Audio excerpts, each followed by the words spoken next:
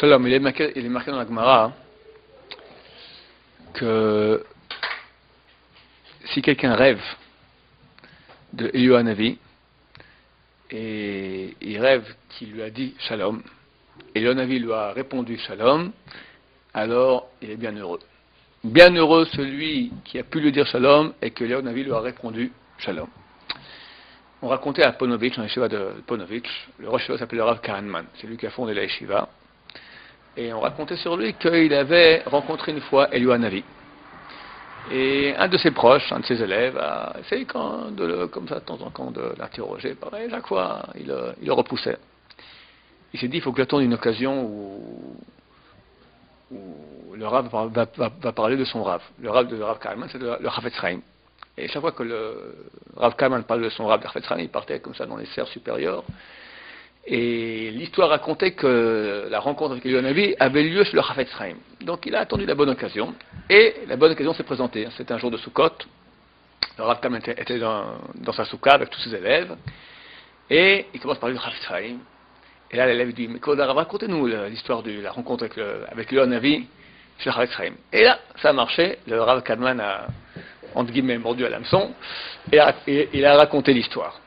Il a raconté que c'était vers la fin de la vie du Chafetz Chaim, qui était très connu et du monde entier. Les gens venaient le visiter et les gens attendaient des heures, voire des jours. Les gens des fois attendaient même 48 heures pour pouvoir rentrer chez le Chafetz Chaim.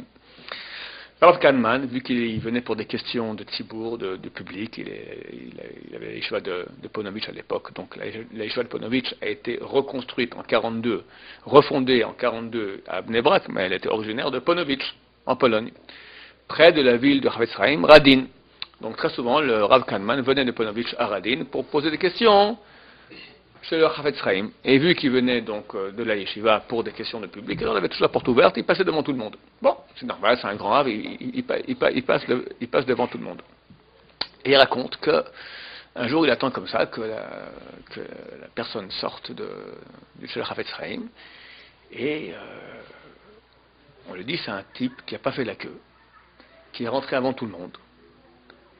Et ça fait 1 heure qu'il est avec le Chafetz Chaim. 1 heure, les gens tenaient 30 secondes, 1 minute, 5 minutes, 10 minutes, à tout casser, mais 1 heure, alors qu'il y a des gens qui attendent déjà depuis 48 heures. Tout le monde était en train sur les nerfs, c'est quoi cette histoire, c'est pas possible, etc., etc. Bon, le Rav Kahneman dit, si on a laissé rentrer, et le Chafetz Chaim ne lui parle pas dans 1 heure, ça veut dire qu'il y a quelque chose qui est importante. Le Chafetz Chaim sait ce qu'il fait, on va pas lui enseigner quoi faire.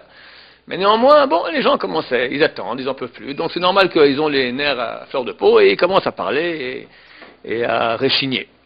Pour finir, la personne sort et on dit au Rav Kahneman que c'est à lui, il peut rentrer chez le Chafetz Chaim. Il rentre chez le Chafetz Chaim, le Chafetz Chaim lui dit Shalom Aleichem.